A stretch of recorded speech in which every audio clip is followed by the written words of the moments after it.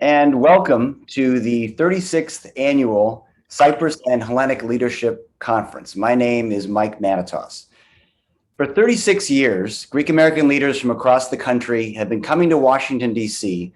for our conference to meet with some of the most influential U.S. senators, members of Congress, and administration officials in the formulation of U.S. foreign policy.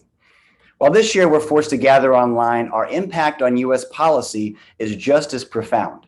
Today, you will hear from the third in line to the President of the United States, the Speaker of the House, the #1 U.S. Senator and #1 U.S. Member of Congress for U.S. Foreign Policy, the Chairman of the House Foreign Affairs and Foreign Relations Committee, as well as 23 other influential senators and members of Congress on the Foreign Affairs, Appropriations, Defense, and Energy Committees. And we're honored to have with us this year the Foreign Minister of the Republic of Cyprus, Nikos Christodoulides. He's joined by the Prime Minister of Greece, Kyriakos Mitsotakis, and the Greek Orthodox Archbishop of America, Elpidophoros, by video, and the American Jewish Committee's CEO, David Harris. And while we gather on the 47th dark anniversary of Turkey's illegal invasion and occupation of Cyprus, our focus today is not on the past, but on the present and the future, particularly the recent remarkable strengthening of U.S.-Cyprus relations in the face of Turkish intransigence. So to begin our program, please welcome for opening remarks the President of PSEKA, Philip Christopher. Thank you, Mike. First of all, I want to welcome all of you and pay my respect to all of you and express my thanks, my sincere thanks for your support over the past 47 years. Today, we're commemorating the dark anniversary of the illegal invasion, and we pay tribute to those who sacrificed their lives defending Cyprus. We are paying tribute to the 1,600 people that are still missing, their families. We are paying tribute to the 200,000 refugees that are still waiting to go back to their homes. Today, we remember giants like Andy Athens, Nikos Mouliaris, George Livanos, George Paraskivaidis, and so many others, Eugene Rosidis, who have waited for so long and passed not seeing a free Cyprus. Today, we remember people from Cyprus and the United States, American citizens. We remember people like so many individuals that have been waiting for the dream of returning back to their homes. Today, we remember Senator Paul Sarbanes, who was our mentor in these conferences, the person that guided us over the years. And we protect his legacy with senators like Robert Menendez from New Jersey, Van Hollen from Maryland, and Mark Rubio from Florida. My friends, I know we are all frustrated, we're all disappointed, and the work has to go on, and we have to continue this fight. For me, it's a personal promise, a promise to my parents, Nikos and Hellenic Christoforidis, who died with the dream of returning to Gregory.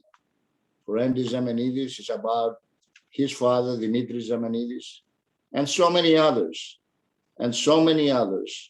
that we have lost. Evribidis Kondos from New Jersey, and Tommy Kairos from Virginia, and Harry Theophanos from Florida, and so many others over the years. So as we meet today, in this dark anniversary of the 47th anniversary of this illegal invasion and occupation, and we are witnessing the advancement of Turkey into Varosha Beach and the aggressive actions of President Erdogan. We are declaring as American citizens, and we remember the injustice that took place in Cyprus. And we remember and we say that injustice in Cyprus is a threat to justice everywhere. So my friends, thank you for joining this discussion today. And hopefully we all together united, because all the organizations that the American organizations are all united on this Cyprus issue today. Thank you so much for joining. Thank you, Philip. And now for opening remarks, Andy Manitos. I just wanted to thank everybody very briefly because your participation is extremely important.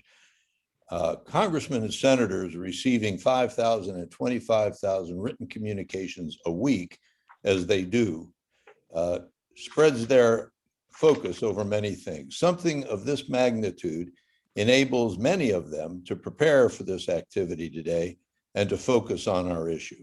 And as you'll see in their remarks, they're focusing beyond just Turkey's criminal occupation of Cyprus, but to the vital importance of Cyprus to American interests in the Eastern Mediterranean.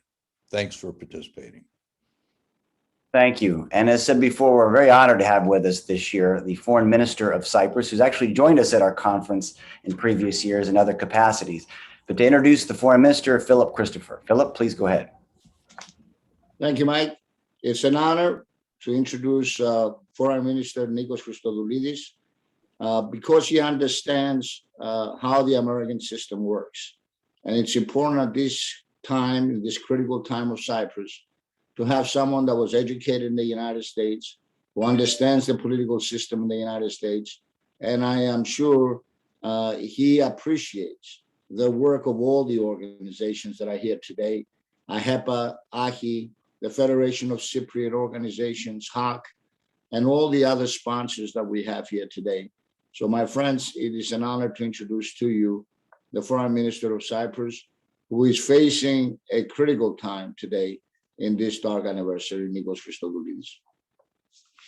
Thanks, Philip. Dear friends, let me start by thanking each and every one of you for your participation at today's commemorative event on the sober anniversary of the 1974 Turkish invasion. Above all, thank you all for your long-standing personal interest in Cyprus and the region. I wish to also express my sincere appreciation to PSEKA for their initiative to organize this event once again, and for their invaluable contribution in making the case for Cyprus in DC. Of course, sincere thanks to Philip, Andrew, Mike, and all involved in the organization of this event. Dear friends, we come together to mark the 47th anniversary since the Turkish invasion of Cyprus, in clear violation of international law, including the UN Charter. The consequences of the 1974 invasion and subsequent occupation by Turkey were devastating and enduring. Unfortunately, 47 years after the Turkish invasion, Turkey is proceeding with actions aimed at creating a new fait accompli in Cyprus, both at sea and on land. Actions that have negative ramifications regionally and on US interests, of course, and which form part of Turkey's overall expansionist policy in the region of the wider Eastern Mediterranean and Middle East. Our discussion this evening comes in the immediate aftermath of announcements made a few hours ago by President Erdogan in relation to the defense area of Varosha in the occupied areas of the Republic of Cyprus. Despite the calls by the United States, the European Union, the international community not to proceed on Varosha, President Erdogan today, a few hours ago, announced that they are changing the status of part of the defense area of Varosha, where the essential entirety in the occupied areas will be given control. These actions that come at a time when the international community and the UN Secretary General is focusing his efforts on the resumptions of the negotiations for the Cyprus problem are clearly violating the relevant UN Security Council resolutions on Varosha, which clearly state that responsibility for Varosha lies with Turkey, and that control of the area must be transferred to the UNFICYP, to the UN peacekeeping force in Cyprus. As I have stated, the United Nations Security Council has repeatedly recognized the status of Varosha, that the status of Varosha is distinct, and through numerous resolutions called for the transfer of the area to the administration of the UN force in Cyprus.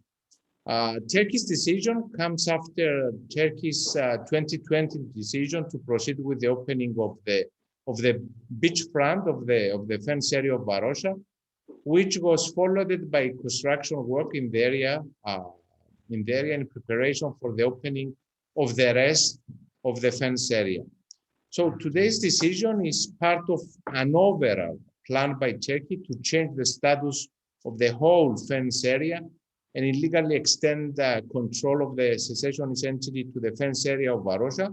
But it is also part of Turkey's policy to negate in this way the aim of reaching a settlement on the basis of bizonal bicommunal federation according to the relevant UN Security Council resolutions. The Security Council has been vocal on the matter of Varosha and Turkey's illegal activities, reiterating that no action should be carried out in relation to Varosha that are not in accordance with the Security Council resolutions, and in this context, called for the reversal of Turkey's course of action, stressing the importance of full respect and implementation of its resolutions. Dear friends, if the world does not react to President Erdogan's new provocative actions, there can be no doubt that he will be encouraged to continue, not only in Cyprus, but also in the region where Turkey's destabilizing role extends in a manner that clearly undermines US interest in the region. The international community, the United Nations, the United States, as a permanent member of the Security Council, as an actor that understands the importance of stability in the broader region of Eastern Mediterranean and Middle East, have a responsibility to react swiftly, decisively, responding to Mr. Erdogan in the only language he understands, the language of might and decisiveness. We immediately, a few hours ago, raised the issue today with the UN at UN level, and tomorrow decisions will be taken on what precisely will be requested from the Security Council. This is an issue on which there are Security Council resolutions, as I told you, and as such, the Security Council position is very crucial. So we're looking tomorrow for the important and decisive role of the United States during the discussion of the UN Security Council. We are very well aware, as are you, that President Biden has deep knowledge of the intricacies of the Cyprus problem and also recognize the importance and the symbolic value of Varosha. This was absolutely clear during his visit in 2014 in Cyprus as vice president, during which he exerted efforts for a confidence-building measure on Varosha, which unfortunately, regrettably, rejected by the Turkish side. We had the first reaction by the United States today, and we are in communication with the US government on the next steps. It is important, very important to understand that the unilateral actions by Turkey in Varosha go hand in hand with its changing policy on the Cyprus problem, as it was presented during the 5+1 meeting in Geneva last April, rejecting the agreed basis for a solution, namely the bizonal bicommunal federation, and their support for a two-state solution, contrary again to the UN Security Council resolution. If there is to be any hope for the resumption of negotiations for a viable comprehensive settlement on the Cyprus problem, which will be a strong message of peace in a region that desperately needs it, the United States and the international community need to be firm in their reaction to Varosha.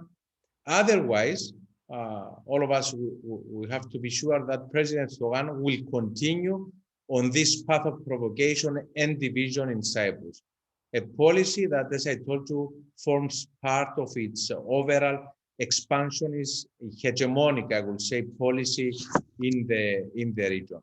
So, dear friends, the international community, the United States, have a duty not to allow President Erdogan to transform the entire region into his playground and a source of conflict and destabilization. This is going to be against the US interest in the region. Thank you very much. Thank you very much, Mr. Minister. Very profound remarks. We're honored to have you with us again. And we're also very touched that our next two speakers, the Speaker of the House and the Chairman of the Senate Foreign Relations Committee, came on early before their time slots to hear your remarks, and we appreciate that very much. But to introduce our next speaker, the speaker is Andy Manitas.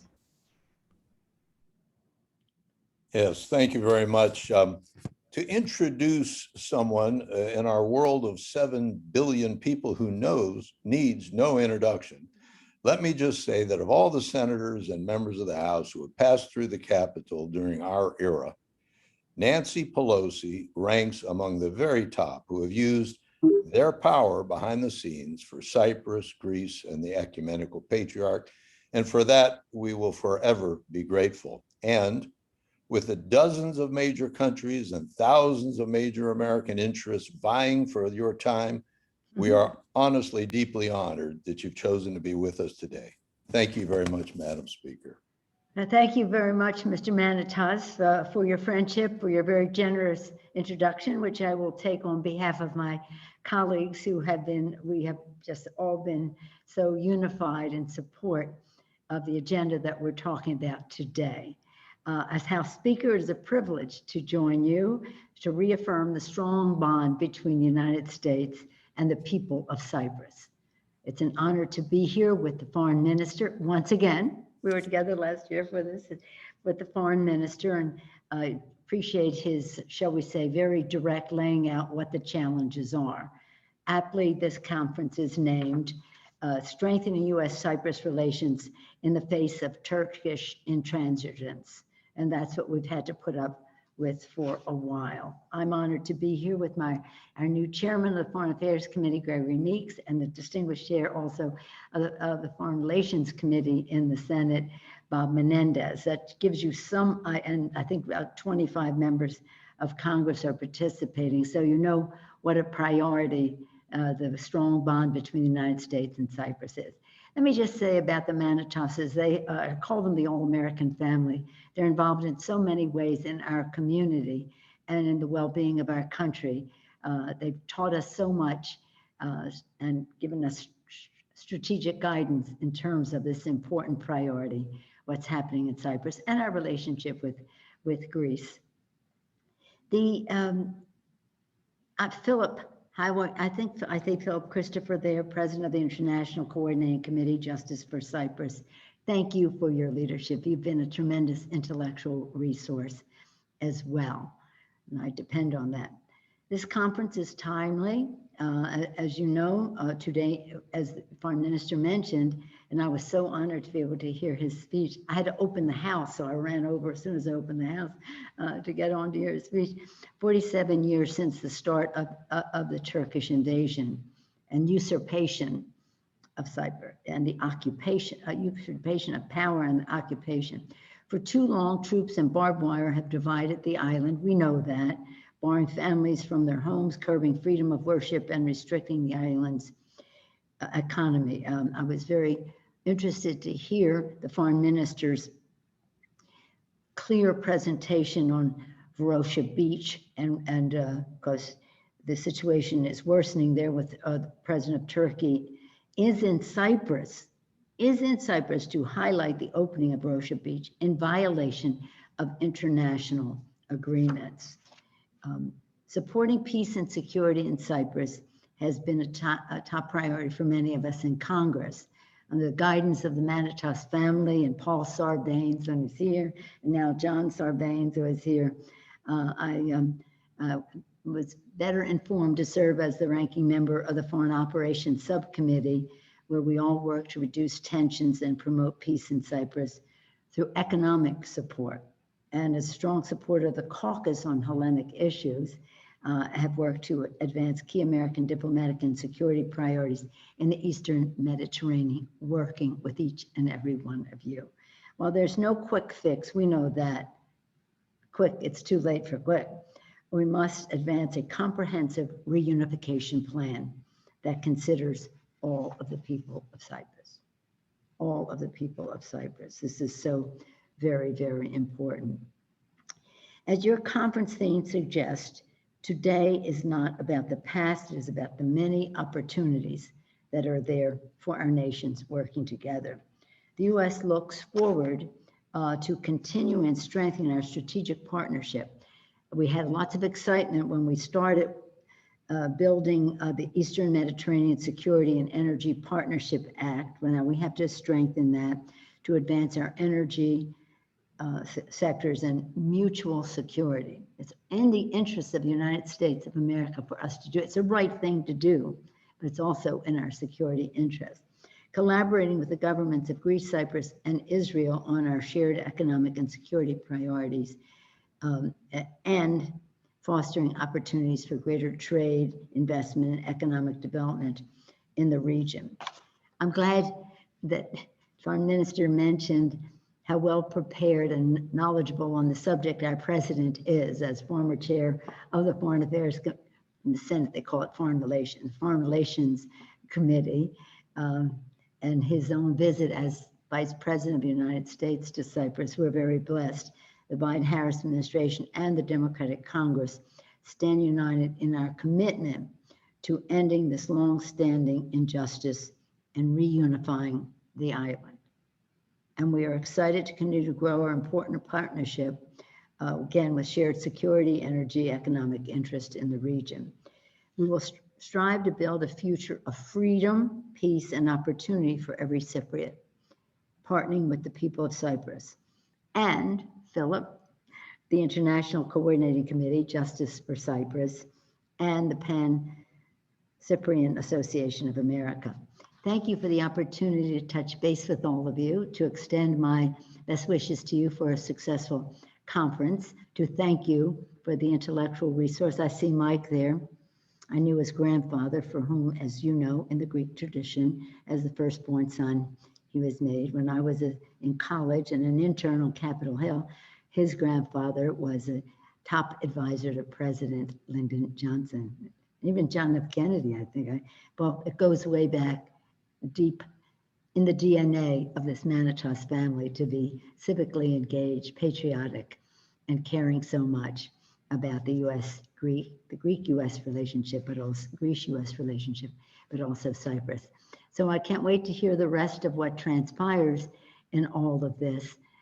But I so admire your commitment, your path. I've said over and over, Turkey is strategically located, but that does not give them license to be abusive of the others in the region. So we are all Greeks, that's what it is. And by the way, we're getting very excited about welcoming one of my favorite people in the whole world, Bartolomeo, when he comes. I know some of you, I don't know what COVID will allow us to do, but whatever it is, we're going to be ready. So personally, religiously, in every way, I'm so happy to be with you. Send best regards of all of the House Democrats. Thank you so much. Thank you, Madam Speaker. Such an honor to have you with us today. We so greatly appreciate your time and all your work over the many, many years on our issues. To introduce our next speaker, the chairman of the Foreign Relations Committee is his longtime friend, Tasso Zambas. Go ahead, Tasso. To say it is my honor today to introduce my good friend, Senator Bob Menendez, will not capture the way I feel today. I wasn't even 15 years old when I became a refugee in my own country because of the barbaric Turkish invasion of 1974. It brings back memories of refugee camps and slaughtering of thousands of people in Cyprus. I had to write down a few things because there are so many things I can say about this guy that they're not going to fit in 1 minute or 2 minutes. Cyprus, Greece, and the Ecumenical Patriarchate will be substantially worse if it wasn't for Bob Menendez to be on our side. He was there for us before he became the top Democrat in the Foreign Relations Committee and now the chairman of the powerful Foreign Relations Committee. He has done it for over 3 decades. He is one of the few people that uses political capital, and he has helped by bringing other members closer to understanding our issues. he often tells us things that we like to hear, but the difference is that he puts those words in action, and lately those words became an American law. And lastly, as we celebrate the great Philhellenes during Greece bicentennial, let us celebrate our friend Senator Robert Menendez, who still has several chapters to write in his story. And when all is said and done, he will be considered as one of the greatest Philhellenes of all time. Ladies and gentlemen, Senator Menendez. Kalispera σας, ευχαριστώ τάσος. Thank you all very much. I'm deeply honored to follow the Speaker of the House of Representatives, an extraordinary public servant leader in our country and someone who has taken to this cause for a long time. I remember when I was in the House serving on the House Foreign Affairs Committee, and she was always a stalwart. So I'm honored to follow her and the distinguished Foreign Minister of Cyprus, Foreign Minister Christodoulides. So thank you. And let me thank my many friends and the opportunity to once again address the Cyprus and Hellenic Leadership Conference. Let me thank PSEKA and the Pan-Cyprian Association of America for bringing us together. The Manitoses, my dear friend Philip Christopher, has been such a stalwart in this too long fight. Tasso Sambas and so many others who brought me to the cause.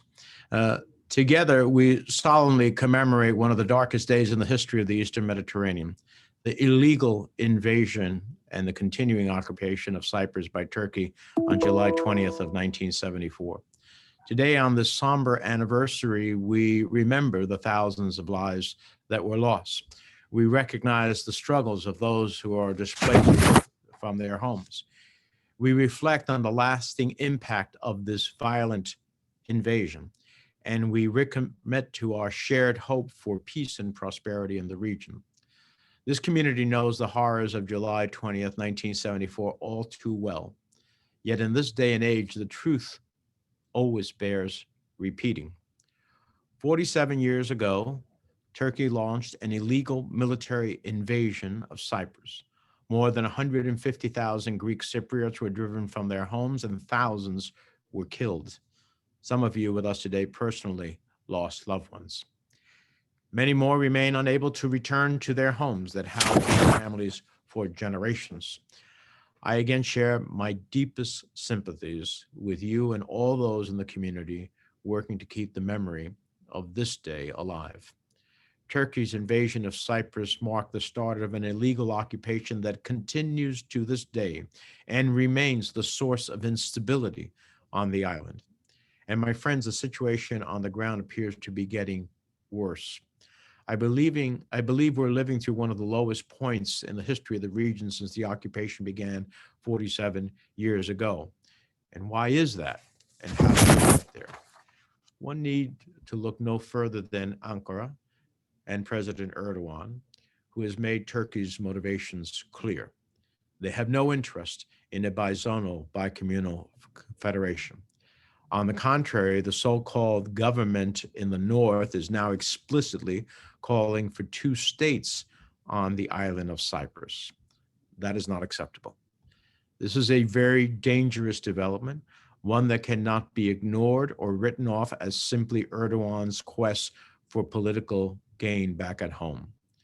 I raised this today in a hearing of the Senate Foreign Relations Committee with the nominee to be the Europe Undersecretary of State. If Turkish Cypriots successfully change the terms of negotiations, if they successfully normalize a two-state model as the basis for talks, then the prospects for peace will grow even dimmer. We cannot let that happen. Erdogan's visit to Cyprus today brings this grim situation into sharp relief. Varosha is a special place. Yet for decades, Turkish forces have ignored UN resolutions 550 and 789, which seek special status for the area. And Erdogan's latest plan to develop the area fly in the face of everything the United Nations and the international community has tried to accomplish since the start of the occupation. It is a disgrace, and there needs to be consequences. And this renewed call for two states on the island is simply wrong and flies in the face of international law. It flies in the face of decades of work towards a bizonal, bicommunal federation for all of Cyprus. It violates UN Security Council resolutions, and it is dangerous. My friends, it's incumbent on us to make sure the world is watching and that Ankara is held accountable. That's why I led a letter to President Biden last week with over 13 of my colleagues underscoring the importance of US engagement. We cannot stand idly by in the face of continued Turkish aggression. We have seen reports that Ankara is working to build a drone base in the illegally occupied north. This behavior not only threatens the Republic of Cyprus, but the security of the region. We witnessed the terrible impact of these weapons last August when Turkey supported Azerbaijan during the conflict in Nagorno-Karabakh. We ignore this aggression at our peril. Beyond US engagement in the peace process, I remain committed to strengthening America's partnership with Cyprus and its fellow democracies, Greece and Israel. This positive agenda is critical for the future security and stability of the Eastern Mediterranean region. That's why I fought for the passage of the Eastern Mediterranean Security and Energy Partnership Act, which remains the law of the land. We have real interest in enhancing US security and energy cooperation in the region. As authorized by this law, the US started an international military education and training assistance program with Cyprus this year.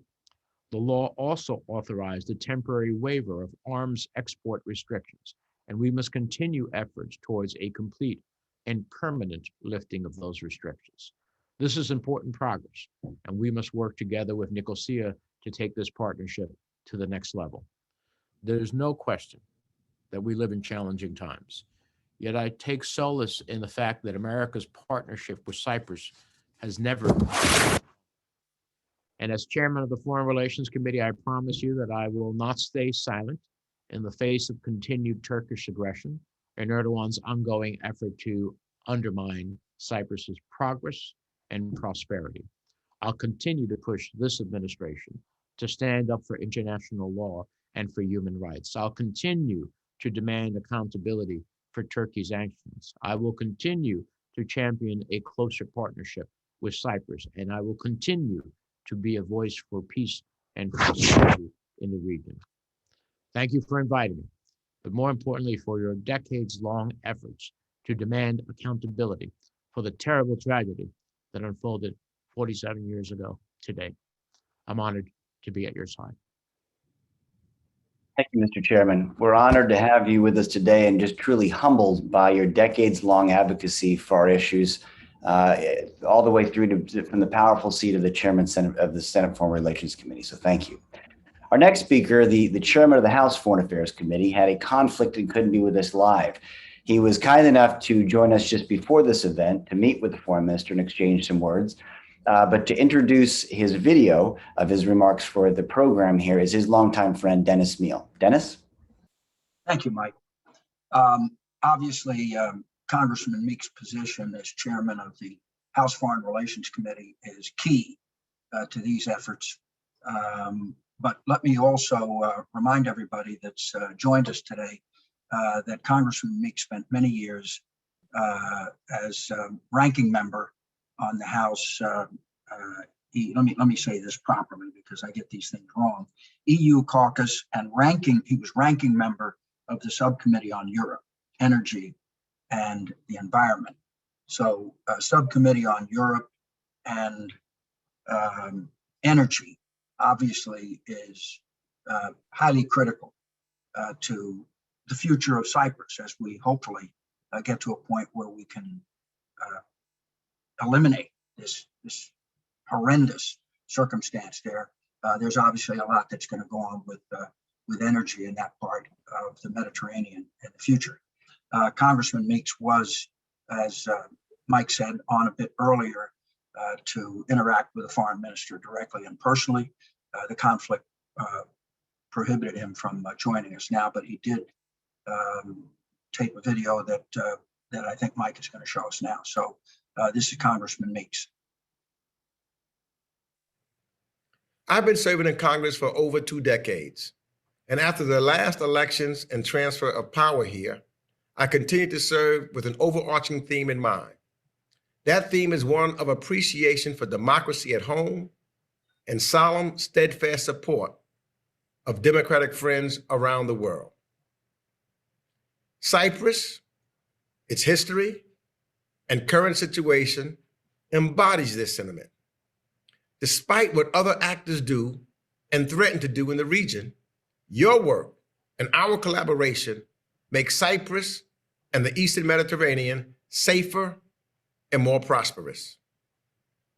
Whether it be energy, security, trade issues, partnership with Israel and other countries in the region, and our common commitment to core democratic values, we stand together.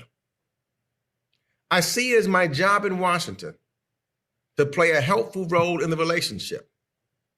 There is legislation being prepared by my committee to help build on the already strong foundation in the United States.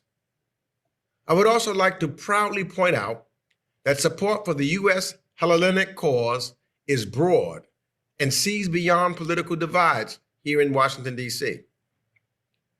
That is no accident. It is thanks to many of the people at today's event in the Hellenic American community that foster this appreciation. In particular, today's organizers, Philip, Christopher, and Andy Manitos. So I want to thank all of you for what encourages you to continue the good work. And I want to let you know that my door is always open. Thank you. Thank you, Mr. Chairman. And now to introduce our next speaker, the CEO of the American Jewish Committee, David Harris, is Andy Manitos. Yes, you should know there are really only a handful of people who have been blessed with the intelligence, knowledge, and articulateness of a Bill Clinton, who by coincidence will be Zooming with this afternoon. But one of that handful is with us today, David Harris. We were lucky decades ago, during really tough times for Cyprus and Greece. David chose to learn and help others to learn about our issues. And we are particularly lucky in recent years for the role he's played in strengthening Cyprus as an important part of America's Eastern Mediterranean partnership of Cyprus, Greece, and Israel. David, thank you for all you have done and for being with us today. Ευχαριστώ πολύ to you, Andy, and to the generations of the Manitos or the Manitai family. Thank you to PSEKA, to my longtime friend, Phil Christopher. It's wonderful to see you, my dear friend, the Foreign Minister of Cyprus. And it's a privilege to be in the company of such distinguished roster of leaders of both the US Senate and the House. I come before you as a philos, as a friend, a longtime friend, and I come to you in symbonia, in sympathy and empathy for the situation in which Cyprus continues to find itself now in the 47th year. I come to you, I must say, in anger that this has been allowed to continue for this long. I come to you in resolve that no matter how long this continues, we will stand with you, shoulder to shoulder, arm in arm. We will not allow the illegal occupation to become normalized, to become marginalized, or to become forgotten. It simply cannot be that regional bullies can be allowed to trample on the rights of sovereign nations, in this case, Turkey on Cyprus. We as Jews know something about bullies and the desire to trample on the smaller or the perceived to be weaker. So we stand together with you.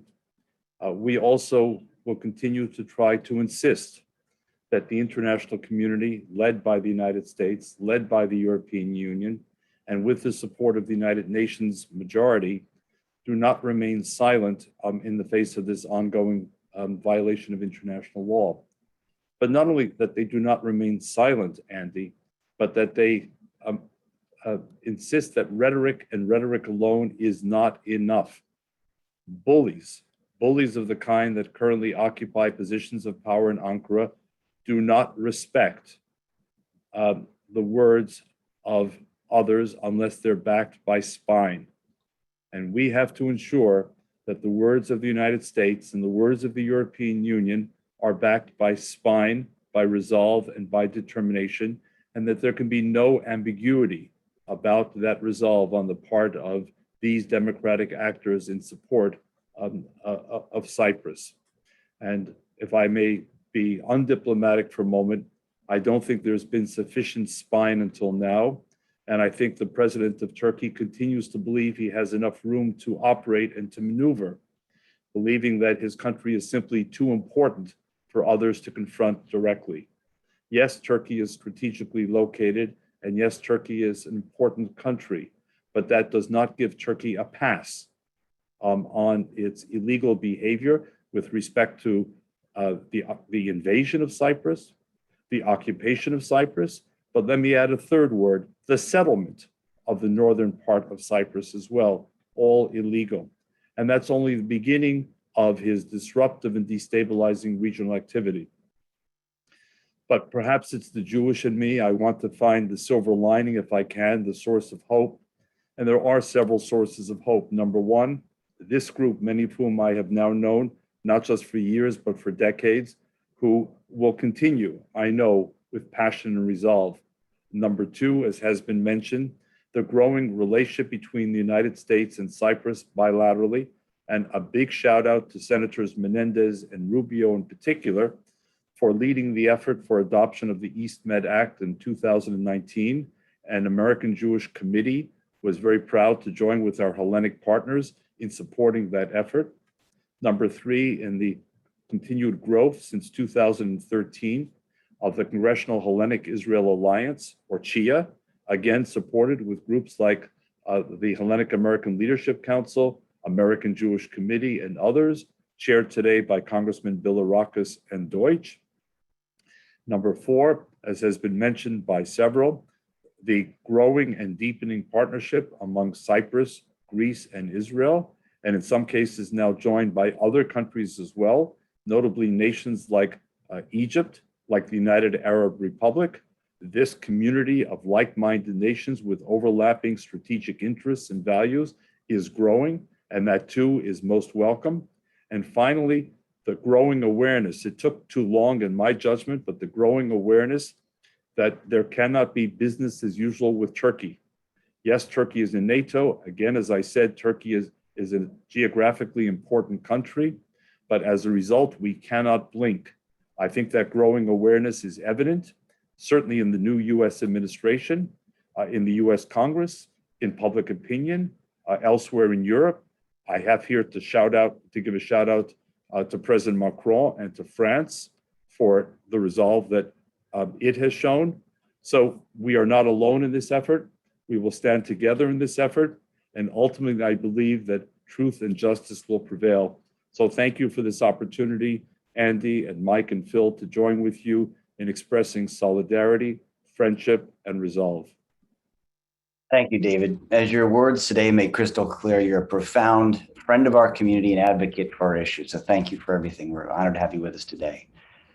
Unfortunately, the Prime Minister of Greece and Foreign Minister of Greece couldn't be with us during this time, but just hours ago, the Prime Minister recorded a video that we're going to play shortly. And to introduce that video is Greece's secret weapon in Washington, although not so secret now that she's been here for a year, is Greece's ambassador to the United States, Alexandra Papadopoulou. Madam Ambassador.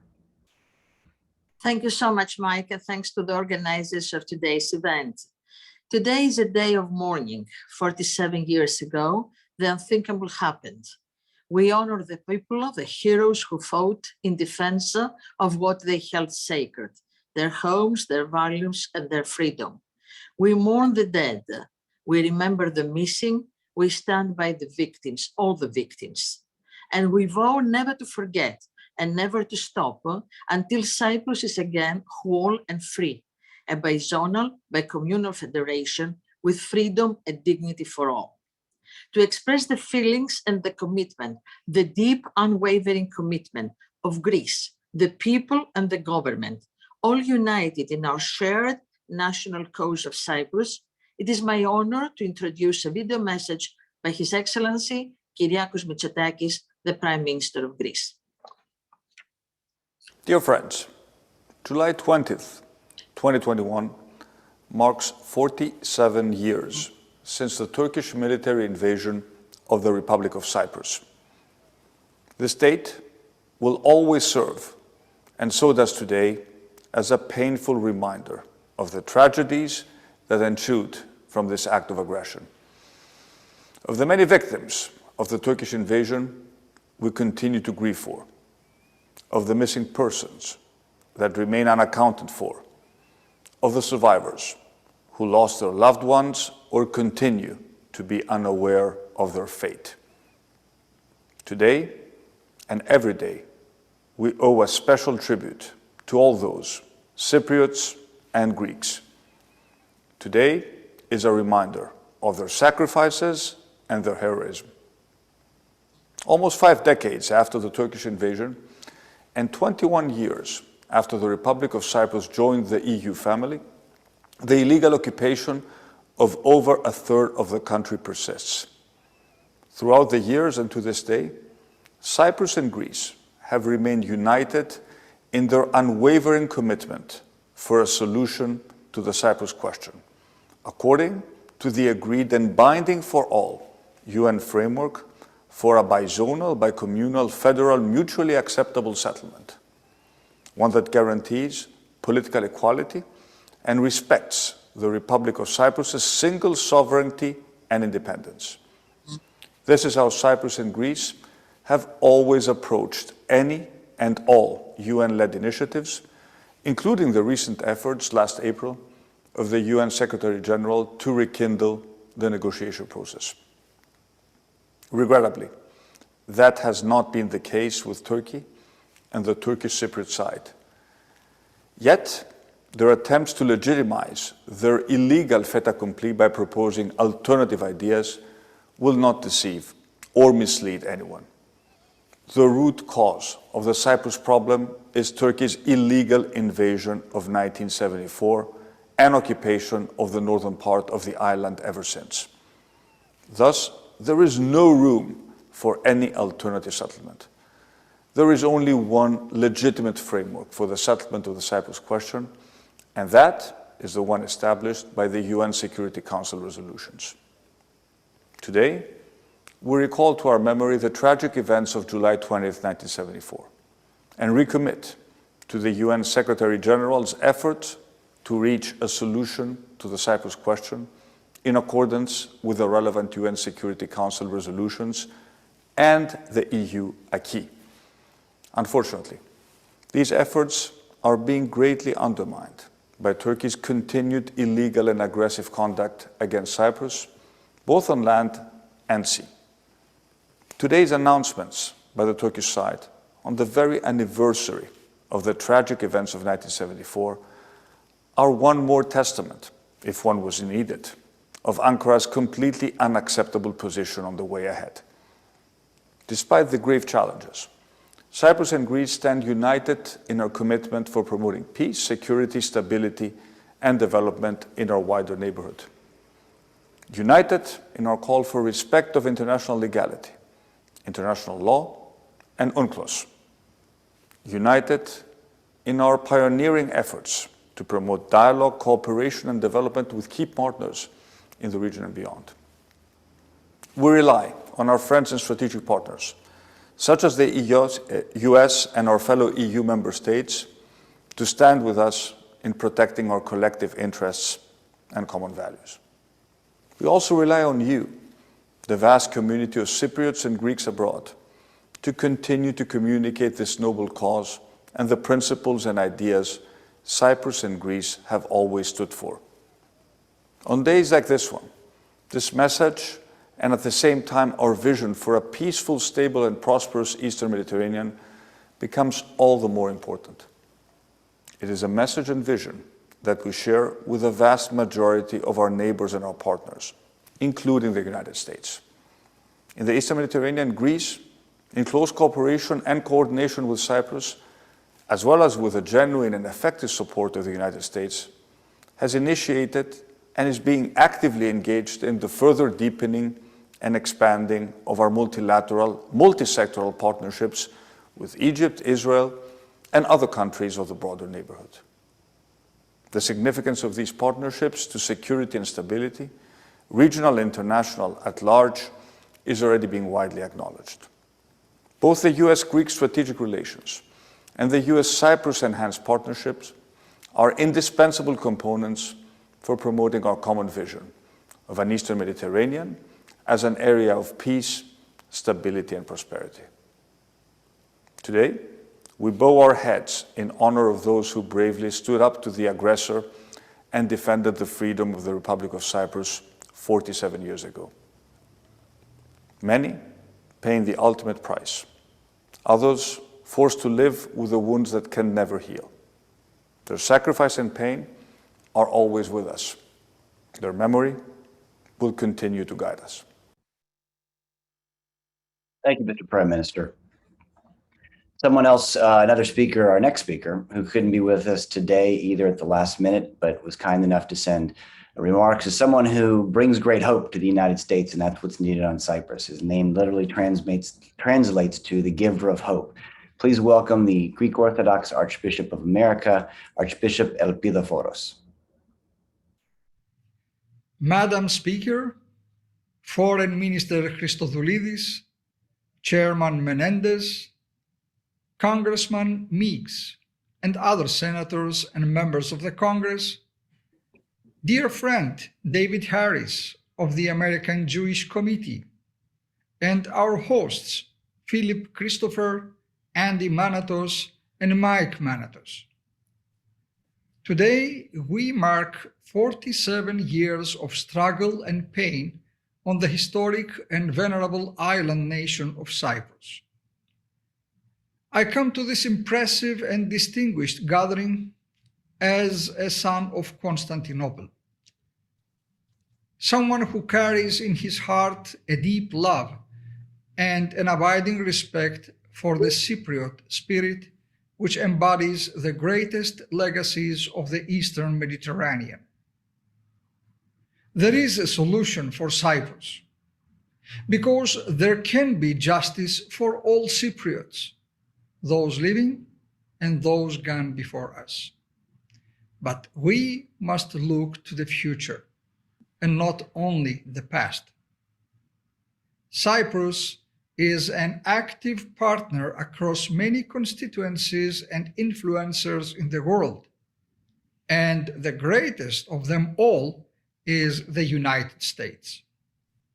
America can and should engage in ways that will always respect the integrity of the Cypriot people and will offer solutions for healing a divided land.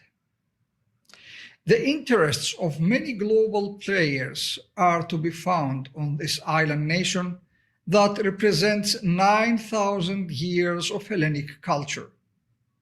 There are historical, cultural, and spiritual legacies that must be respected, even as the common good of all Cypriots is enhanced by decisions affecting economic resources and diplomatic initiatives. I am encouraged by the substance and by the commitment of the participants in this 36th Cyprus and Hellenic Leaderships Conference. Your resolve can lead us to a better and brighter future for Cyprus, which is certainly most deserving of your every effort. Please accept my thanks and my prayers for the successful strategies and policies that will emerge from your work together. A strong, prosperous, and united Cyprus is a healthy medicine for any of the ailments that might plague the region. May God bless you, and may God bless, protect, and shelter under the shadow of his wings the blessed people of Cyprus. Thank you. Thank you, Your Eminence. We next have a remarkable video. You will see 23 of the United States Congress's most powerful senators and members, beyond those you've already heard from, talk not just about the injustice of Turkey's continued occupation, but also the remarkable importance of Cyprus to the United States and U.S. security interests in the Eastern Mediterranean. Of those 23, there are 19 chairmen or ranking members on the key foreign policy, defense, appropriations, and energy-related committees and subcommittees, and you'll hear them make some of the strongest statements yet in support of Cyprus-U.S. relations. Please enjoy.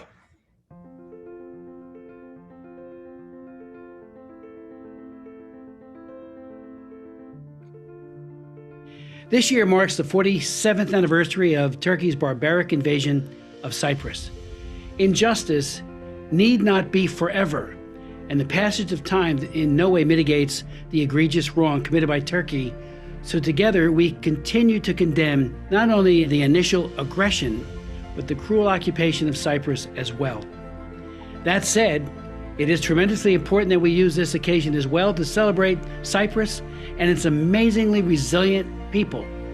Today, Cyprus is a critically important partner of the United States and our allies in Eastern Mediterranean. U.S.-Cyprus relations have never been stronger. 47 years of occupation is 47 years too long for all Cypriots, and we must redouble our efforts to end this unacceptable situation. We can and must demand an end to the Turkish occupation and bring about a just solution. We must also make very clear to President Erdogan that any attempt to resettle Varosha, which would be a gross violation of UN resolutions and international law, will be met with stiff U.S. sanctions. And we should work with our EU partners to do the same.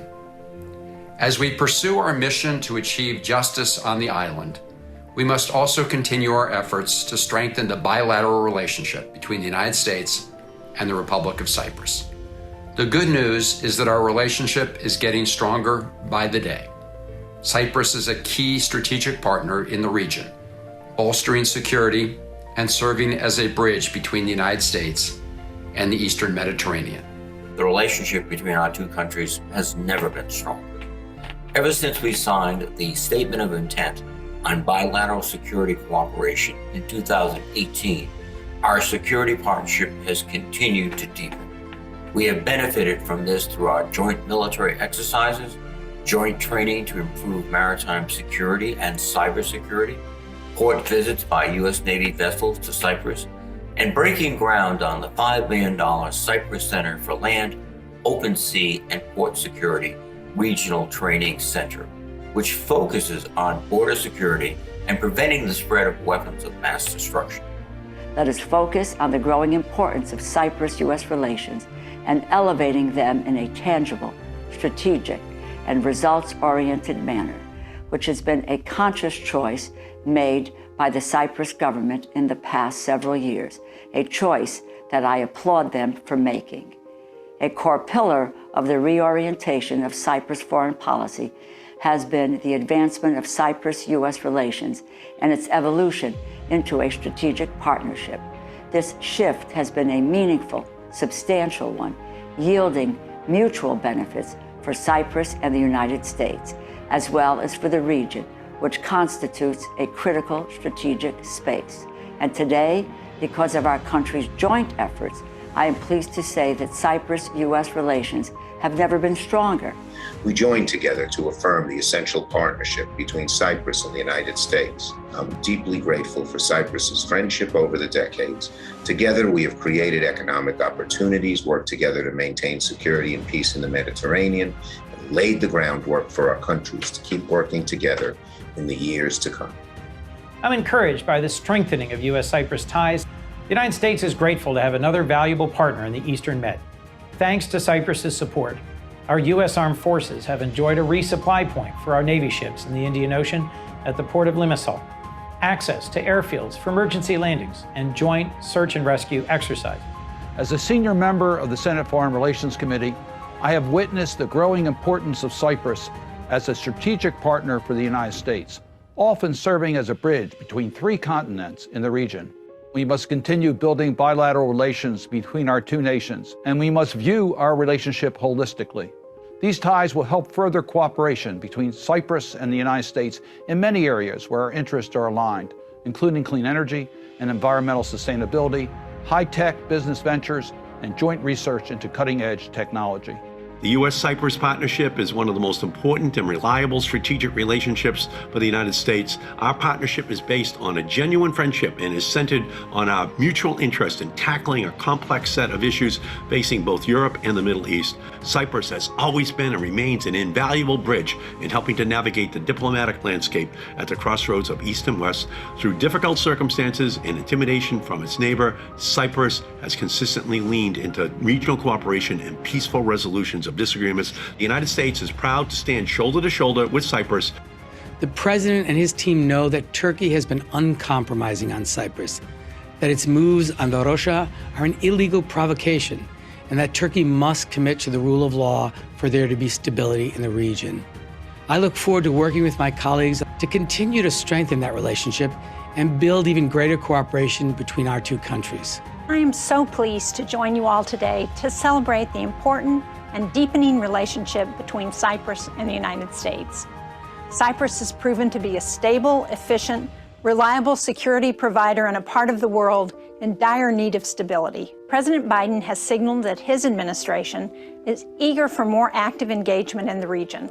And as Vice President, he was one of the first to acknowledge and highlight the strategic necessity of our bilateral partnership.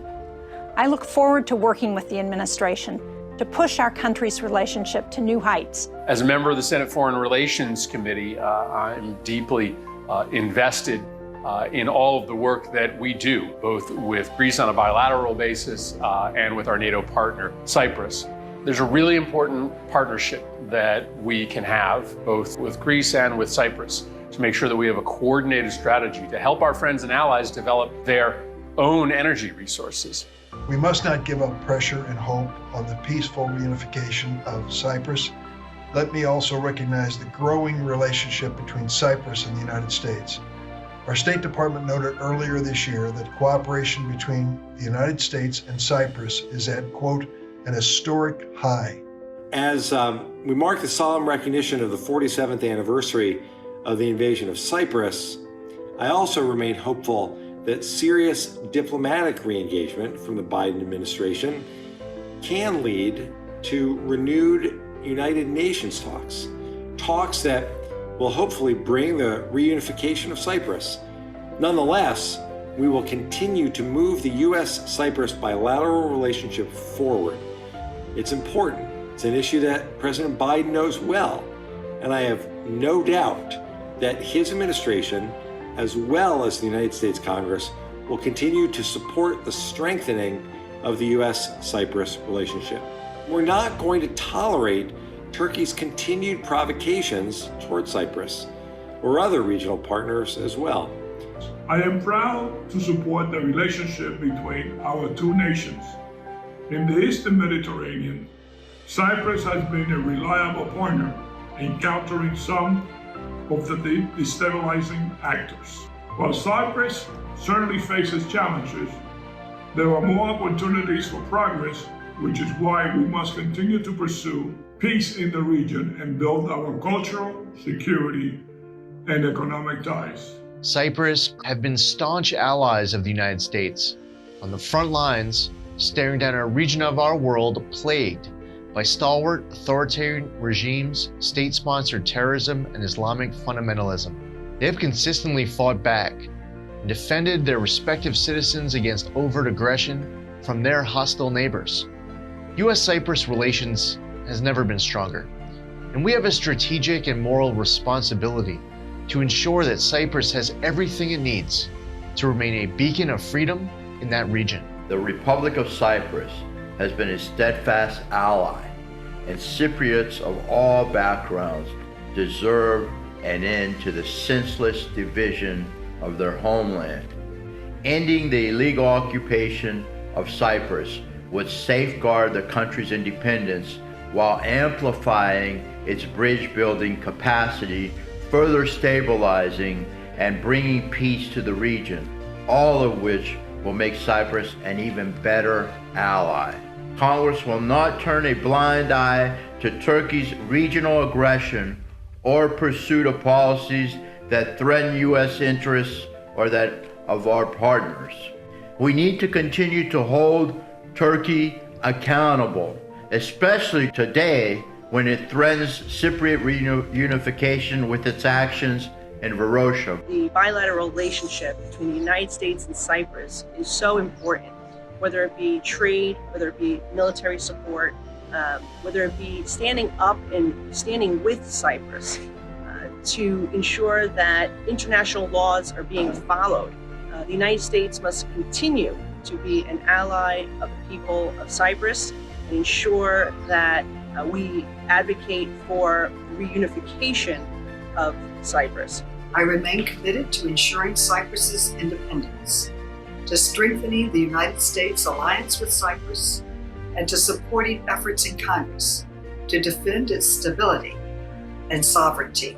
Our partnership with our ally Cyprus is of strategic and cultural significance that advances global interests and security and prosperity in the Eastern Mediterranean. Of course, we know Cyprus faces threats with an ever-growing aggression from Turkey, particularly with recent actions by Turkey related to Varosha. We know that it will take a united effort from Congress, the administration, and the international community to speak out and stop Turkey's aggression. Over the last 6 decades, your country has undergone incredible changes and overcome many difficult challenges it has faced. And through it all, Cyprus's commitment to a long-standing friendship with the United States has been resolute, built upon economic cooperation, our shared goals for the region, and mutual trust. And as Cyprus continues to uphold its end of this partnership, I want you to be aware of our enormous support for it here in the U.S. Congress. I'm extremely proud of my Cypriot roots, the changes that have been made, the democracy that has been forged forward by the Greek people themselves. I'm proud to join all of you in stating unequivocally, Turkey must withdraw its troops and end its illegal occupation of Cyprus. A stable and reunified Cyprus benefits the United States, the entire Eastern Mediterranean, and most of all, Cypriots themselves, who deserve to live without the looming presence of the Turkish military. As we look to the past to commemorate the Turkish partition of Cyprus, U.S.-Cypriot collaboration in recent years promises an even stronger bilateral relationship as we look to the future of cooperation between our two countries.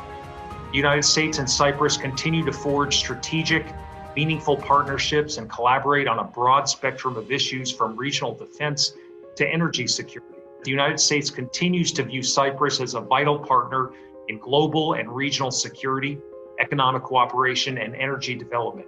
We will work and continue to press as hard as we can for a just solution to Cyprus, and your advocacy will be at the center of that, and for that, I thank you.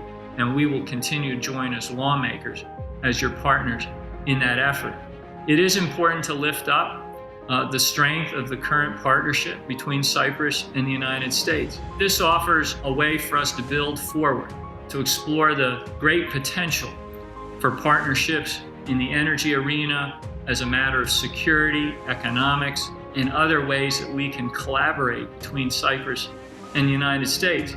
All of these things bode well for the strong, continued relationship between the United States and Cyprus, something that we are so very, very proud of. I've been proud to see Cyprus become a key ally and partner in the region, and we must continue to grow the bilateral relationship between our two countries.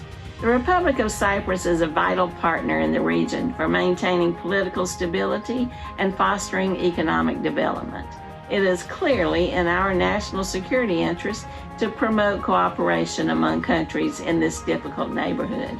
While we continue to collaborate with and provide assistance to Cyprus, we also have an obligation to monitor and always speak out against Turkey's increasingly aggressive activities.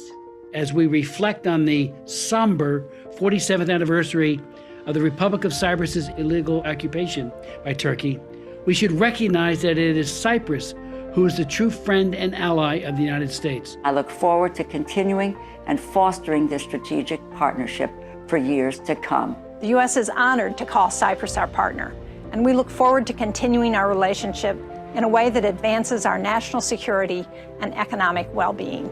I'm excited about what the future holds for the U.S.-Cyprus cooperation. Working together, we will continue to finding solutions to regional and global problems and forging partnerships that benefit both of our nations. Thank you for your dedication to the relationship between the United States and the Republic of Cyprus. As Chairman of the Senate Armed Services Committee, I look forward to continuing to support our bilateral relationship by promoting peace and security in the Eastern Mediterranean. As the Senate Majority Leader, I will work to strengthen our country's ties and make sure that we build a country that offers opportunity for all. Thank you for your leadership. Zito Kiprot. Thank you all for your commitment to a safe and prosperous Eastern Mediterranean. So much of this is due to the incredible engagement of all of your organizations and communities that have spent years, literally years, educating members of Congress on the importance of Cyprus. I will continue to champion Cyprus as a great partner and friend. As always, I remain an advocate and friend to the country of Cyprus and its people here in the United States. God bless you for all of the great work you are doing. Please know that I will continue working with my colleagues in Congress to bring us closer to partners like Cyprus, while also addressing the reckless behavior of pseudo-allies like Turkey in the process. Thank all of you for your tireless efforts to achieve justice on Cyprus and further cement the bonds of friendship between our two countries. Thank you for your leadership in strengthening the U.S.-Cyprus alliance and continuing to promote the causes of freedom and democracy all throughout the world. Thanks for all your good work over the years. I thank you all for joining us in this effort. God bless you all, and thank you for the opportunity to join you today. I am so thrilled to count this community as my friends, and I will always be a partner. I always keep you in my heart and at the forefront of my political agenda. I remain committed to celebrating, strengthening, and defending the U.S.'s alliance with Cyprus. Thank you to everyone here for your tireless work toward our common goal, a Cyprus that is united, at peace, and free. Congratulations on another vibrant and consequential conference. I look forward to our continued work together in the days, months, and years ahead. I look forward to continuing to work with all of you to promote peace, security, and prosperity in the Eastern Mediterranean. As Dr. Martin Luther King was fond of saying, the arc of the moral universe is long, but it bends towards justice. And I want you to know that I will stay with you and stay by your side as long as necessary to keep bending that arc of justice. Thank you.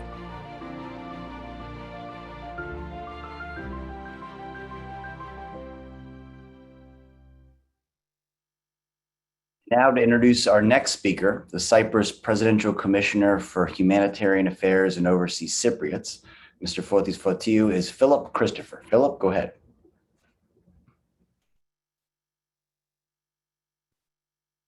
I think you're muted there, Philip. United States congressmen and senators, that with the theme of strengthening our future together, the United States, because we as American citizens, along with all the organizations that are here together, united towards that front. And that's the only way to proceed, is making Cyprus a very strong partner of the United States. As you know, PSEKA is part of the Overseas Cypriots movement. And PSEKA belongs, and it's really the Justice for Cyprus Committee for the Federation of Cypriot American Organizations that is headed by Kyriakos Papastilianou in the United States and by Andreas Papaevribides in the United Kingdom. So I'm very proud to introduce the Director and Commissioner of the Overseas Cypriots movement. And the truth of the matter is that before Mr. Fotis Fotiou, we always had some leadership, but not like today.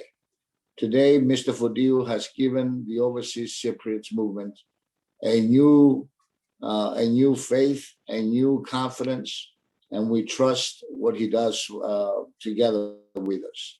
So it is a pleasure and honor to introduce Mr. Fotiou who has undertaken this movement and spearheaded the Overseas Cypriots movement across the world. Ladies and gentlemen, the Presidential Commissioner for Overseas Cypriots and Humanitarian Causes, Mr. Fotiou. Honorable dignitaries in Washington, D.C., distinguished members of the diaspora, dear friends, it is a distinct honor to be here online with you at the 36th Annual Cyprus and Hellenic Leadership Conference. Let me first commend PSEKA and the organizers, Philip, Andy, and Mike, and all contributors for this brilliant initiative, and thank them for the opportunity to participate. Dear friends, 47 years ago, this day, Turkey invaded Cyprus, violating basically all known rules of international law, including the Charter of the United Nations. From a humanitarian point of view, probably the most tragic consequences of the Turkish invasion of Cyprus is the missing persons. During and after the Turkish invasion, thousands of Greek Cypriots were arrested and held in concentration camps in Cyprus by Turkish soldiers and paramilitaries operating under the Turkish army. I take this opportunity to thank all diaspora leaders and key policymakers on the Hill for their active engagement in promoting legislation on the matter. 47 years since the Turkish invasion, around 800 people are still missing, 2 of them American citizens. Regrettably, progress on this serious problem during the past few years is disappointing, to say the least. Time is running out. I feel that at this critical juncture, the need for the United States to assume a more active involvement in humanitarian initiatives is urgent than ever before. Dear friends, we highly value United States interests and active involvement in recent years in the efforts to end tensions in order to be able to resume negotiations to achieve a comprehensive and viable settlement of the Cyprus question. Earlier today, we were all witnessing the escalation of the provocative actions of Turkey in the fenced area of Varosha. As you are all well aware, any action on the ground towards a direction opposite from the transfer of the area to the administration of the UN so as to allow for the return of the lawful inhabitants of the area to their homes is a violation of the provisions of the relevant United Nations Security Council resolutions. Ladies and gentlemen, during these past years, the relationship between Cyprus and the US has significantly strengthened both at the bilateral and multilateral level. There is a growing political desire and commitment to deepen and broaden our ties with the United States in all areas. It is important that we carry this momentum forward to the benefit of our countries and peoples. The role of the organized diaspora as a pressure group in major decision-making centers around the world, and especially in Washington, D.C., remains indispensable and of great importance.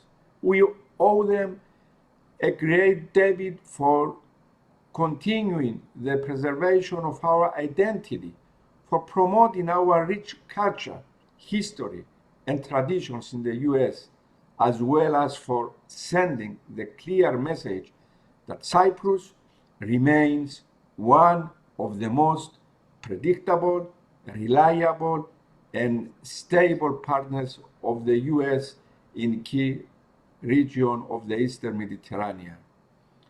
dear friends, thank you once again for today's event and your warm and supportive messages.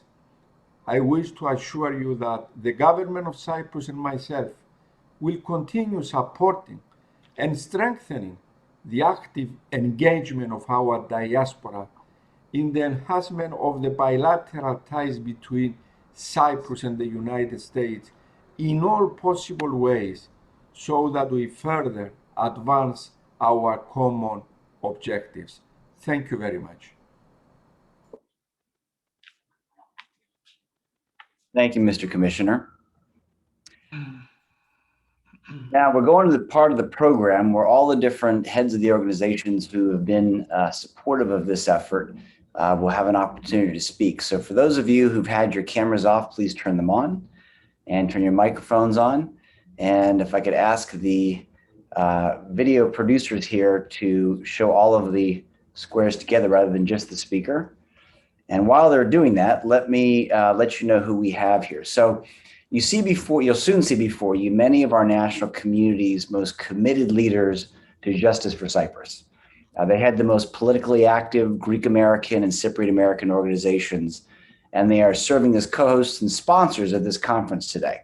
Now, to introduce each one of them for brief remarks, let me welcome back Philip Christopher. Philip, the floor is yours. Thank you, Mike.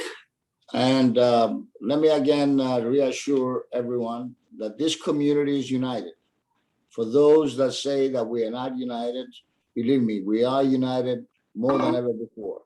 The organizations here are united for all Hellenic causes. They are united as American citizens for justice to prevail on Cyprus and to stop the aggression of Turkey. I know it's been difficult, I know it's been disappointing, and I know it's been frustrating, but these organizations continue to fight because we all have promises to keep. So let me begin first by the Federation of Cypriot American Organizations, headed by Kyriakos, the president. The Federation represents more than 60,000 Cypriots in the United States, and Kyriakos has been doing a tremendous job. So Kyriakos, we welcome you. Thank you, Philip and Mike, for organizing this Zoom conference today. On behalf of the Cyprus Federation, I would like to thank all of the speakers and all the organizations participating. Today marks 47 years since the Turkish invasion and continued occupation of Cyprus, and still a solution has not been found. Sometimes it makes me wonder that the role of the United Nations and the Security Council actually are. They vote for resolutions, but they are never implemented when it comes to Cyprus. Think about it. Every day, all over the world, we speak about justice. However, when it comes to the Cyprus issues, it just does not apply. Therefore, ladies and gentlemen, we have no other option but to stay united and continue fighting. Stay united and continue fighting. We must not give up. Our responsibility as organizations here in the United States is to keep the Cyprus issues alive, reminding everyone that there still is a Turkish occupation in Cyprus. We owe it to all the people who have lost their lives, to all the missing people, and to our refugees. Nobody's going to do it for us. We need to not give up, and we have to continue fighting. Thank you so much. Thank you, Kyriakos. Let us move on to our next speaker, who's the alternate president of PSEKA. You saw him before introducing Senator Menendez. Tassos Zambas, if he had a lobbying firm, he would be collecting millions of dollars for what he does with Senator Menendez. Tassos is a refugee from Morphu, who, like me, who was born in the occupied area, has been fighting for justice and return back to his home. Ladies and gentlemen, welcome Tassos Zambas.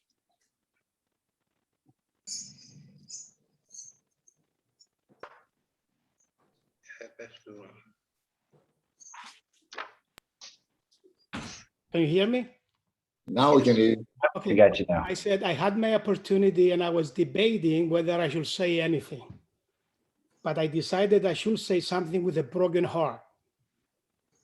I am extremely disappointed when we have leadership, and I'll be specific, our ecclesiastical leadership that tweeted out today a tweet on a Muslim holiday, and I applaud that, reaching out to our brothers and sisters who are Muslims.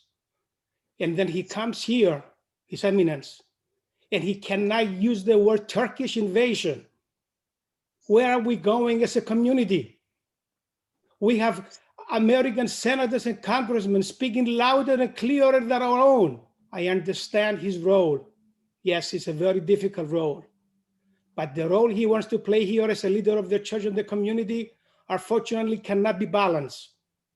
And I am sure some of you noticed it. I am sure some of you did not want to notice it. That's all I have to say, with a broken heart, an observation that is extremely disappointing. That's it. Thank you, Dasos. Let us move on. AHEPA has been an organization that is going to be celebrating 99 years of life. And some of the people of AHEPA that have been instrumental with us. Nikos is chairman and past president, Savas Civicos, Dr. Zeno Christodoulides, and so many others. But none more than George Horiadis, who during these past 2 years has joined every fundraiser, political fundraiser that we had, and has made it a point to support Cyprus and Greece. And AHEPA is a tremendous organization with many chapters across the United States, and we depend on them. Ladies and gentlemen, welcome the president of AHEPA, Supreme President of AHEPA, George Horiadis. Thank you, Philip. 47 years later, to this day, this act remains an intolerable one, an act that is a gross violation of the rule of law, human rights, and democratic ideals. We remember the innocent civilians who lost their lives, as well as 5 Americans. This illegal invasion and occupation caused the displacement of 200,000 Greek Cypriot refugees. I understand that everyone on this call knows the facts, knows the well-documented horrors of religious and cultural persecution. However, when is enough? How many times can we say, how dare they? The provocations that have come forward from Erdogan, his public calls for a 2-state solution. How many times can we say, how dare they? The reopening of Varosha, how many times can we say, how dare they? We applaud all the members of Congress, and yet we continue to get slapped in the face. We do not forget that Turkey has acted aggressively in Cyprus's designated EE zone with drill ships and warships. How many times can the West turn a blind eye and everyone on this call say, how dare they? The best interest of the United States, which has conveyed appreciation for the strategic partnership of Cyprus, has included enhanced defense and security cooperation between Cyprus and the United States. With the trilateral, and as noted, and then some, nations are picking sides. The world needs to unite against this monster. We restate our call as AHEPA for the reunified Cyprus with a single sovereignty, with its independence and territorial integrity safeguarded. 47 years is too long. 1 year would have been too long. AHEPA joins the rest of the community, honors each and every one of you for your strong work, and we remain committed to doing all within our power. And we pledge to continue until when the day comes to keep the Cyprus issue in the public eye and a just and viable solution that benefits all Cypriots. How dare they after 47 years? Thank you. Thank you, George, and thanks for your leadership and thanks for your support, and thank all of AHEPA. And we look forward to joining you in the 99th convention in Greece, in Athens. Our next speaker is the American Hellenic Institute, an organization that was formed right after the invasion and fought for the rule of law and the embargo against Turkey. Eugene Rosidis, you all remember, and he's looking down on us from up there, working with us. Nick Laringakis, the president of the American Hellenic Institute, is our next speaker. And I wanted to thank Nick for all his support, along with the Elias Gerasoulis and all the work that they have been doing. And they are a forceful voice. Nick? Thank you, Phil. It is good to be here with you and with all my fellow colleague presidents and representatives of major Cypriot and Greek organizations. As you mentioned, Gene Rossini started this organization in 1974, 47 years ago, as a direct result of the illegal invasion at the time. And working together and collectively as a community, we were able to impose an arms embargo against Turkey against great odds. I submit to everyone here once again today, the time has come again for that collective unity to come forward and to have a resolve and to re-engage ourselves as to the current developments.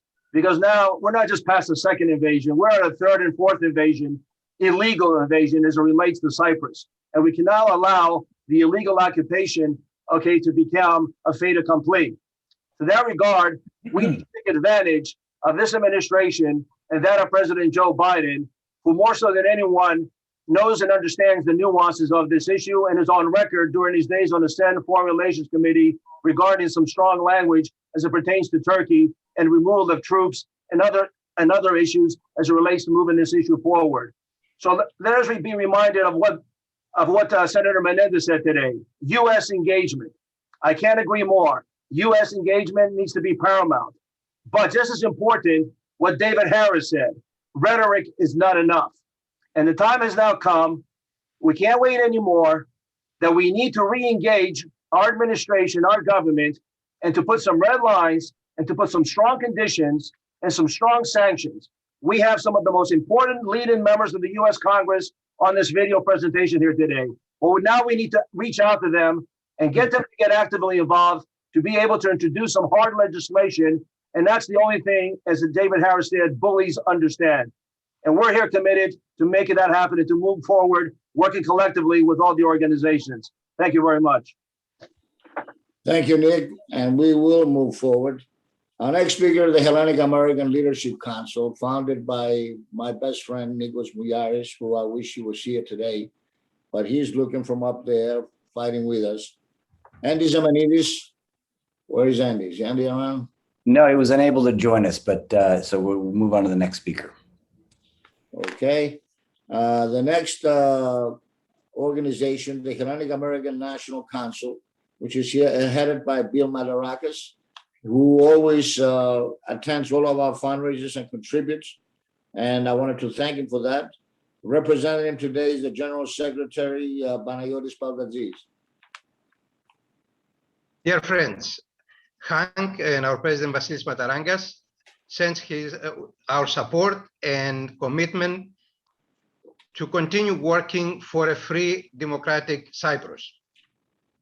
Hank supports PSEKA, its president and its members to continue fighting for a peaceful and free Cyprus. We have to stand firm.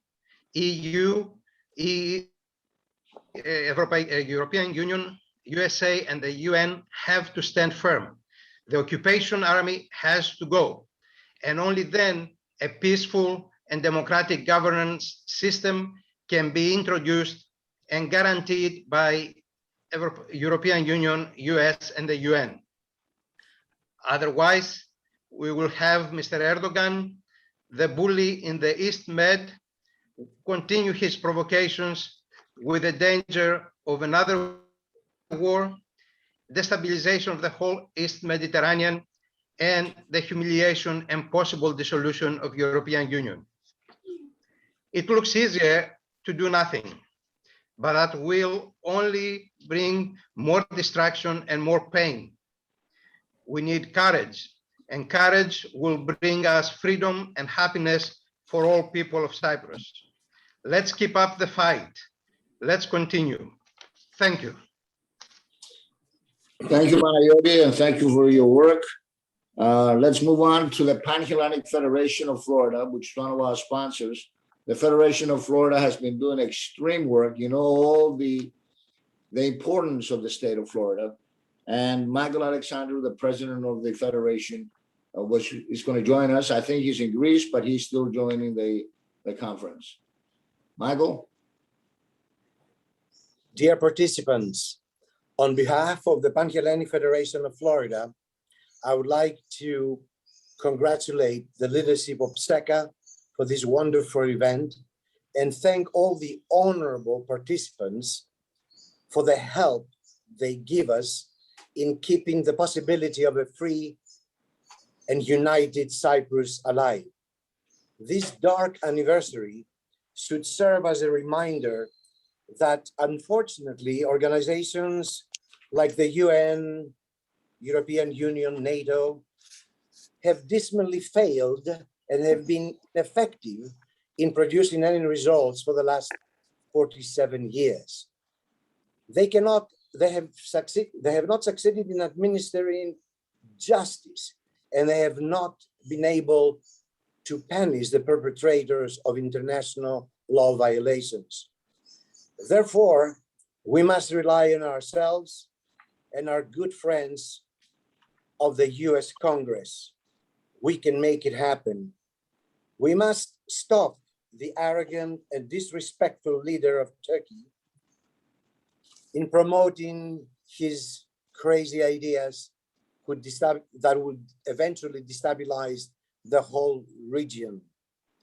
And we must, at all costs, make sure that we do not commemorate another dark anniversary. We should instead look forward to celebrating a unified and free Cyprus. Long live the great people of Cyprus. The struggle continues. We'll be with you till the end. Thank you, Michael, and thanks for the great job you're doing in Florida. You know the critical importance of Florida. And particularly, I wanted to thank Peter Theophanous, your chairman of the National Affairs Committee, for his great work, not only with Congressman Bilirakis, but also with people like Senator Rubio and Senator Scott. And we have to continue to build Florida. Talking about Florida, the Pan-Cyprian Association of Florida has been a strong organization in Florida, and Barnabas Zagaris, the president, is with us. Barnabas? Yes, Phil, thank you. Look, I made a film years ago called My Cyprus. Things haven't changed much during that time. I asked the foreign minister back then, what is the future of Cyprus? And he turned to me and he says, look, Barnabas, he says, I have 2 children. My counterpart on the other side has 8 children. So in essence, when you look at this and you look at it from far away sometimes, the population in Northern Cyprus is increasing dramatically. In time, they will be a majority. That being said, we have been trampling down to Washington I've been going for decades to Washington, as we all have. What have we accomplished? What I say is, and I think about this, and I say, well, what have we done in all these years? And I say, well, if we didn't do anything, what would be the situation in Cyprus? Our only weapons are the legislation. Our only weapon is a political solution to a free and independent Cyprus. But I commend everybody that's on this call, and certainly all the great politicians that have been on and support us. We need to thrust forward, and the struggle has to go on. And we can't rest until there is a free and independent Cyprus. Thank you. Thank you, Barnabas, and thank you for your support. And you're right. If these organizations have not been working together for the past 47 years, the Republic of Cyprus will not be a member of the European Union and will not be a standing republic fighting for its freedom and to unite the island. Some people say economy equals foreign policy. So the Cyprus-US Chamber of Commerce, which was founded many years ago by Andreas Komodromos, and today we have Maria Pappas, its current president. The Cyprus Chamber has been very supportive of our cause. Maria? Thank you, Philip. Esteemed speakers, participants, and organizers of this year's conference, This is a somber day as we mark the 47th anniversary of Turkey's illegal invasion of Cyprus. We also need to pay tribute to all those killed, wounded, missing, and displaced during this invasion. Cypriots the world over have not forgotten and will never forget the illegal invasion and ongoing occupation of their homeland. Turkey's continued attempt for settlement of any part of Varosha is unacceptable. We urge our distinguished speakers to access all channels possible to halt Turkey's provocations and for all to work towards a durable political settlement for the Republic of Cyprus. Thank you. Thank you, Maria, and thank you for your continued support. Let us move on. As you know, PSEKA is part of the World Cypriot Federation, which is called BOMAC. Its president is in London, United Kingdom, and Andreas Papairoubidis has attended all of our conferences, and I'm very happy that he's with us via video today. Andreas? Dear friends, good afternoon from London. On behalf of the World Federation of our Cypriot diaspora, a warm greeting from all the continents. 20th of July, 1974, 47 years, and we're still fighting for the reunification of Cyprus. And it's only one party who has to blame for it, and that's Turkey. I always used to say that Turkey is possibly the only country on earth who doesn't want to be reminded about their history. However, this has now changed. They want to revive the Ottoman Empire. They are claiming territory, say it's from Syria, from Iraq. They claim half of the Aegean Sea, and the list goes on. But nevertheless, they want us to wipe off the history books that it was an Armenian genocide, the genocide of the Pontian Greeks in Asia Minor, the invasion of Cyprus 47 years ago, which they call peaceful operation, although they brought so much destruction and so much death on the island.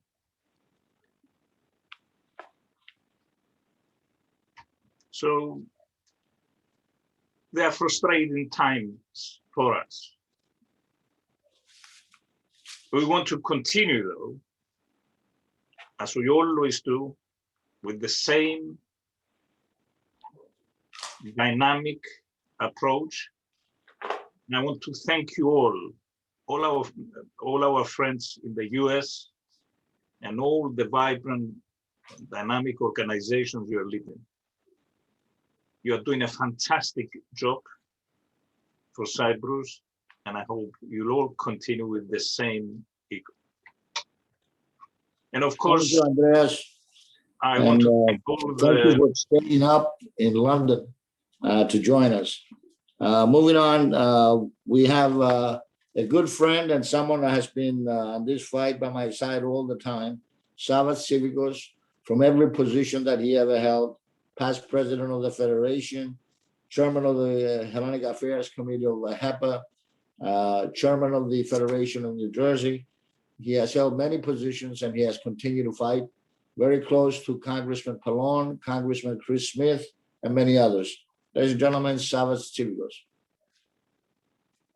Thank you, Philip, and thank you to everybody who is still on the panel. And of course, thank you to all the elected officials who joined us today.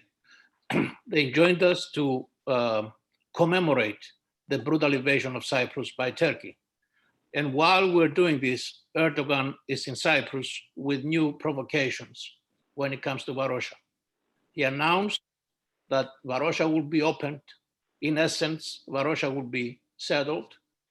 And he sends a message to all of us, the United Nations, the US, the European Union, and the world, that he doesn't care. Erdogan and Turkey are acting as a bully in the area, and they will continue to do so when the world is willing to turn their head far away. I believe, and my message to the Greek and Cyprus government is that we need to change the rules of the game. We cannot expect a different result using the arguments and playing the same game for 47 years. It's time that we become smarter, and it's time that we have a plan B. It pains me to think that when I asked the former president of Cyprus, what's a plan B in case those negotiations were not successful, he says, well, I have no plan B. That's very bad. We need to become smarter. The paradox in Europe is that Russia annexed Crimea, and the European Union imposed heavy sanctions on Russia, and those sanctions renewed, I believe, on a yearly basis. The paradox and the oxymoron is that Cyprus votes alone because they require a unanimous vote. But when it comes to Cyprus, the European Union totally ignores the continued occupation, the invasion when it comes to exclusive economic zone, and now the opening of Russia.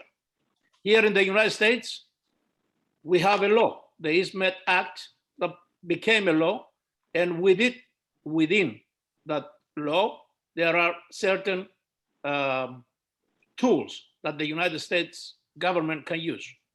The previous government, right before Trump left, they imposed some, I would say, symbolic sanctions for the first time. And we had, and we still have, high hopes that the government of President Biden, who knows the issue inside out, who had been a champion of justice for Cyprus, would really move forward and impose significant sanctions on Turkey. As someone said earlier, in order to confront the bully, you must be willing to have a fight with him. Otherwise, he will continue. Now, when it comes to the Mediterranean, the East Mediterranean, and the significant agreements, the bilateral and the trilateral agreements that have been signed, it's time that we push for them to mature to a solid military pact with the express understanding that if any of the countries within the pact are threatened by the bully of the area, and that is Turkey, that every member of the pact is willing to stand up and support. Without that, I think Turkey will continue to create problems and eventually will succeed to become the big brother of the East Med. The road ahead is difficult, but we have an obligation to continue the fight. We're doing our part. And as far as we are concerned here in the United States, we will never sleep. We will never stop. We will continue the fight. Thank you. Thank you, Savas. Thank you for your service and your support. Our last speaker is Andreas Komodromos, past president of the Federation, first president of the Chamber, and very active with the Cyprus Children Fund. Andy Komodromos. Hello, Philip. Can you hear me? We can hear you. Thank you, Philip. Thank you, Mike and Andy. And let me begin by expressing my deep gratitude to my senator, the senator from New Jersey, and a loyal friend for our community, Cyprus and Greece, Pat Menendez, and to his Senate colleagues, along with all our friends in the House of Representatives, for their commitment and continuous support in bringing a solution to the Cyprus problem. But Philip, in today's conference, there is a voice that has not been heard.